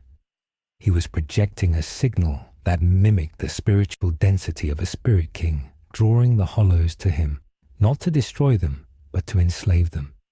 He intended to build an army of ghosts that could bypass Shield's armor and the Jedi Order. He looked up at the grey sky, his yellow eyes burning. "Come to me," he whispered. "I am the void you seek." The speeder crashed onto the glass plains of Jabim, skidding for kilometers before slamming into a ridge of white quartz. Ichigo and Anakin kicked the canopy off and stepped out. The air was breathable, but it tasted like old dust and ozone. The rain of Jabim had stopped, replaced by a constant fall of reishi ash. They saw the fortress in the distance, a spike of darkness against the white sand. "That's him," Anakin said, drawing his corrupted lightsaber. The blade ignited with a crackle of black lightning. "The Chancellor, or whatever he truly is." Ichigo drew Zangetsu. The blade felt heavy, lethargic. The atmosphere was so saturated with hollow energy that his Zanpakuto was struggling to breathe. "We have to hurry," Ichigo said. "If he binds a Vasto Lord to this reality, the balance will shatter. The Star Wars universe will collapse into the Garganta." They ran. They did not use the Force or Shunpo. They simply ran with the enhanced physical capabilities of beings who had transcended the limits of their respective systems. As they approached the fortress, the ground erupted. Not hollows, droids. But these were not normal droids. Sidious had fused B2 super battle droids with the flesh of captured hollows, using alchemy to bind the spirit to the machine. The resulting abominations were terrifying skeletal metal frames, draped in white bone masks, screaming with electronic voices. They opened fire not with lasers, but with concentrated balls of red spiritual energy. Ichigo deflected a volley with his sword, the impact numbing his arm. "These things are wrong," he shouted. "They aren't alive or dead." Anakin didn't hesitate. He raised his left hand. The gravity well in his chest flared. He didn't push the droids. He crushed them. The space around the machines folded inward, crumbling the durasteel and shattering the masks. Anakin moved through the wreckage, a whirlwind of black plasma, cutting the abominations apart. He fought with a brutality that shocked Ichigo.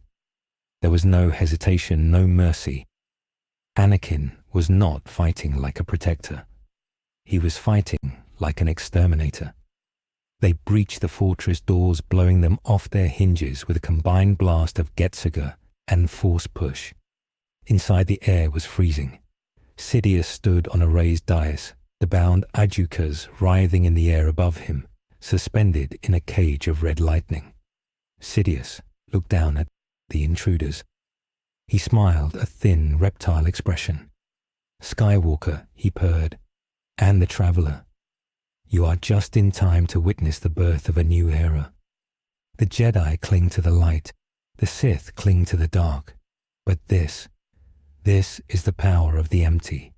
and I shall rule it. Ichigo stepped forward. You don't know what you're doing, Ichigo growled. You can't control them. They eat souls. If you open that door any wider, you'll be the first cause. Sidious laughed. I am the Senate. I am the Sith. I do not fear the appetites of beasts. He raised his hands. The ritual circle flared.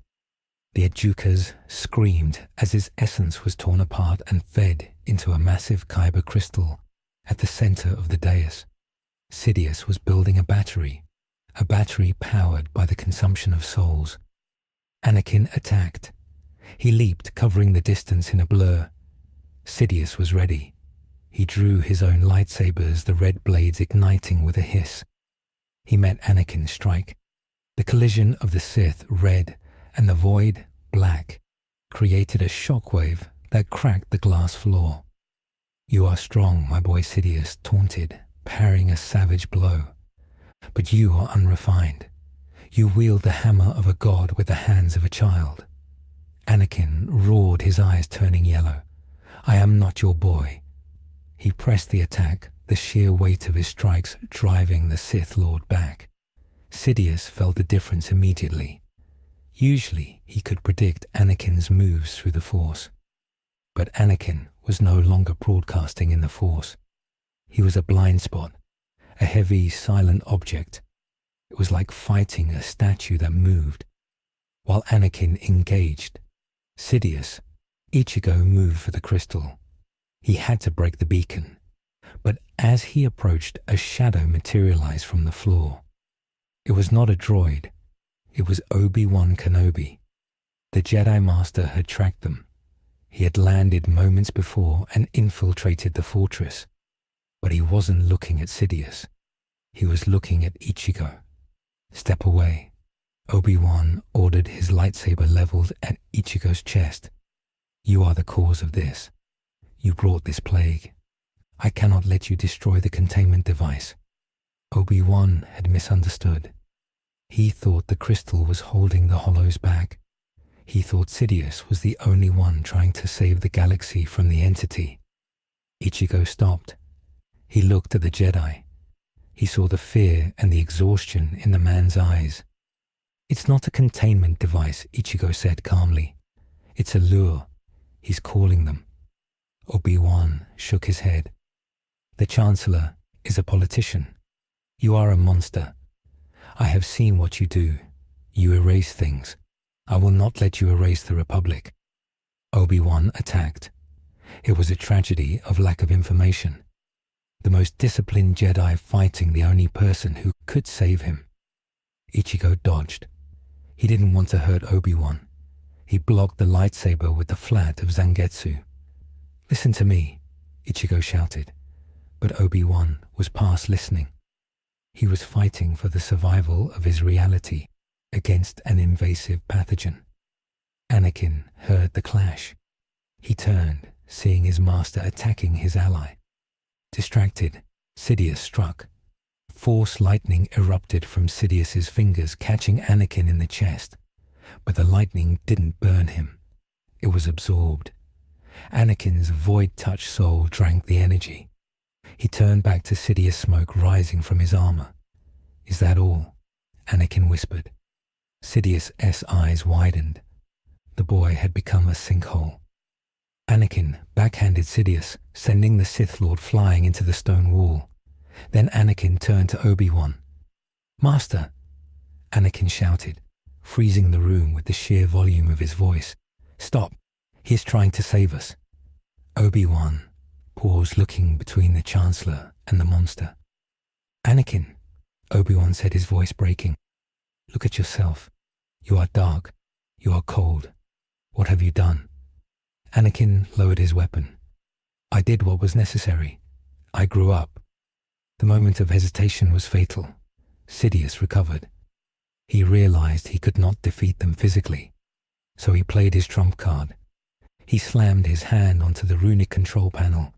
The beacon didn't shut down. It overloaded. The beam of energy shot into the sky, hitting the dimensional tear. The tear didn't just widen. It ripped open. The barrier between dimensions collapsed entirely. The sky broke. A massive hand the size of a continent descended from the white void. A Menos Grande of impossible size, a Gillian that had evolved by eating other worlds, pushed its way through. Behind it, the true lords of Hueco Mundo, the Vasto Lord, stirred. The pressure hit the planet like a physical hammer. The glass fortress shattered. Obi-Wan fell to his knees vomiting as the Force was crushed out of the sector. Sidious cackled madly even as the pressure cracked his armor. Beautiful. He wheezed. Ichigo looked up. He felt the reiatsu of the thing coming through. It was ancient. It was hungry. It would eat the star system in an hour. There was only one way. He looked at Anakin. Then he looked at Zangetsu. He had to use the final Getsuga Tensho. He had to become the blade. But if he did it here in a universe where he had no spiritual tether, he would not just lose his powers. He would cease to exist. He would dissolve into the Force. Anakin saw the look in Ichigo's eyes. He knew sacrifice. He had dreamed of it. "No, Anakin," said, grabbing Ichigo's shoulder. "You don't get to die. You're the guide.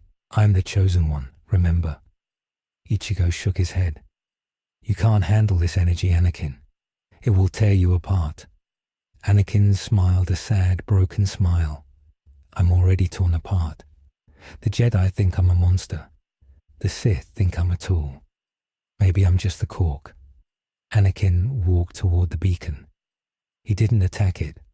He grabbed the crystal with his mechanical hand. He reached deep into the void inside his chest. He didn't pull power out. He reversed the flow. He opened the singularity. He became a black hole. Ichigo realized what he was doing. He was trying to suck the entire dimensional invasion back into himself. "Anakin!" Ichigo screamed, running forward. But Obi-Wan held him back, not to stop him, but to save him. Obi-Wan saw it too. He saw the prophecy fulfilling itself in the most twisted way possible. The Chosen One would bring balance by removing the imbalance into himself. Anakin screamed. It was a sound that shattered the remaining glass of the fortress. The black energy spiraled out of him, wrapping around the beacon, wrapping around the sky, wrapping around the giant hand descending from the void. The hollows were dragged screaming into the vortex. The reishi, the white sand, the corruption, it was all pulled toward the man in the center. Sidious watched in horror as his power, his army, his plan was swallowed by the apprentice he had groomed. "No!" Sidious shrieked, firing lightning. The lightning was eaten. Sidious himself began to slide across the floor, his boots digging furrows in the stone. He was being pulled in. Anakin looked at Obi-Wan one last time. His eyes were no longer yellow. They were blue, a piercing, familiar blue. "Tell Padme," Anakin whispered. The words were lost in the roar. Then the event horizon collapsed. Anakin's Skywalker did not explode. He imploded. The gravity well snapped shut. The dimensional tear, the beacon, the hollows, the fortress and Emperor Palpatine were instantly compressed into a single point of infinite density. Then, with a soft pop that was louder than any explosion, the point vanished. Silence. Absolute ringing silence. The sky turned black again. The stars returned. The grey static cleared. The dead zone lifted. The pressure was gone. The Republic fleet sensors flickered back to life. The clones gasped as the air became breathable again. On the surface of Jabim, there was nothing. No fortress, no white sand. Just a massive crater 5 kilometers wide and perfectly spherical cut into the bedrock of the planet. Ichigo stood at the edge of the crater. He fell to his knees. He reached out with his senses. He searched for the fire. He searched for the heavy, loud soul of the boy who wanted to save everyone. There was nothing, just the Force humming quietly, mourning.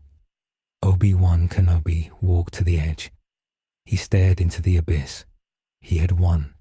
The Sith Lord was gone. The invasion was stopped. The war was effectively over.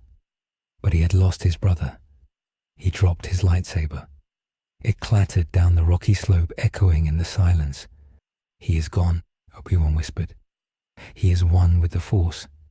Ichigo shook his head slowly. "No, he's not in the Force.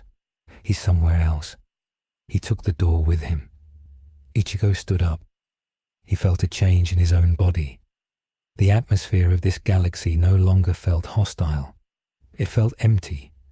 The connection that had drawn him here, the resonance with Anakin, was severed. The universe was rejecting him again, but gently this time. A garganta opened behind him. Not a tear, but a natural doorway pulling him home. His job was done. The antibodies had worked. Obi-Wan looked at the substitute Soul Reaper. "Will you return?" he asked. Ichigo looked at the crater one last time. "No," Ichigo said. "This world is safe now, but you have a lot of work to do. Don't make the same mistakes. Don't make another him." Ichigo stepped into the garganta. The black void swallowed him. The portal closed, leaving no scar. Obi-Wan Kenobi was left alone on the surface of Jabim. High above the Republic, gunships were descending. He could hear the comm chatter. They were celebrating. The Separatist leadership was decimated with Dooku, and Grievous lost in the chaos, and Sidious vanished. The war would end within weeks. Peace would return. But as Obi-Wan looked at the spherical void in the ground, he knew it was a lie. There was no peace. There was only the absence of noise. The galaxy had been saved not by the light and not by the dark, but by a sacrifice that erased the board. The Jedi would remain, but they would be leaders of a graveyard. Obi-Wan turned and walked toward the arriving ships. He had to tell the Council. He had to tell Padme. He had to tell the story of the heavy boy and the ghost who broke the sky. And he knew that every time he looked at the stars, he would wonder if Anakin was dead, or if he was simply holding the door shut from the other side, waiting for the universe to be worthy of his return. The catastrophe was resolved, but the cost was the erasure of the central pillar of the galaxy's destiny. The multiversal outcome was a reality, where the Empire never rose, but the Republic survived only as a haunted shell. The balance was restored, but it was the balance of a tomb. The archives of the Jedi Temple were never burned. Order 66 was never issued. The clone troopers were slowly decommissioned, their inhibitor chips removed not by surgery, but by a Senate decree born of fear that the army might turn on them, just as the sky had turned on Jabim. Yet the survival of the Order felt less like a victory and more like a sentence. Master Yoda passed into the Force a year later, not in exile on Dagobah, but in his chambers, whispering about the heavy silence that now permeated the galaxy. The loss of the Chosen One had unbalanced the equation in a way no prophecy had predicted. There was no Sith to defeat, but there was no champion to lead. The Force had not been brought into balance. It had been muted, as if the volume of the universe had been turned down to prevent another breach. On Naboo Padme, Naberi raised 2 children in a lake house that was too quiet. Luke and Leia did not grow up on separate worlds. They grew up together, aware that their father was not a hero of the Clone Wars, but the man who ended it by leaving existence. They were powerful, frighteningly so. When Luke reached out with his feelings, objects didn't just float, they became heavy. When Leia got angry, the air grew cold. The Jedi Council, now led by a weary Obi-Wan Kenobi, visited often, but they did not take the children for training. They were afraid to. They watched the twins with the same trepidation one watches a sleeping rancor, fearing that the void that swallowed the father might be hereditary. The name Skywalker was spoken with a mixture of reverence and dread, a word that meant salvation and annihilation in the same breath. The galaxy moved on, but it was a scarred civilization. The Jabim sector remained a navigational hazard, a perfect sphere of nothingness where hyperspace lanes terminated. Smugglers whispered of a black-robed spirit that sometimes appeared on the edge of the sensor arrays, a guardian from another world, checking to make sure the door stayed shut. The cult of the Moonbreaker grew in the Outer Rim, worshipping the orange-haired deity who carried a sword of night. But for those who were there for Ahsoka Tano, who wandered the galaxy, seeking a way to communicate with the lost, it was not a myth. It was a tragedy. The history books recorded the era not as the rise of the Empire, but as the silence of the Republic. The story ended where it began, with a look at the stars. But this time, the people of the galaxy did not look up with hope. They looked up with caution, knowing now that the sky was not a ceiling, but a fragile skin, and that there were things on the other side that were simply waiting for the next crack to appear.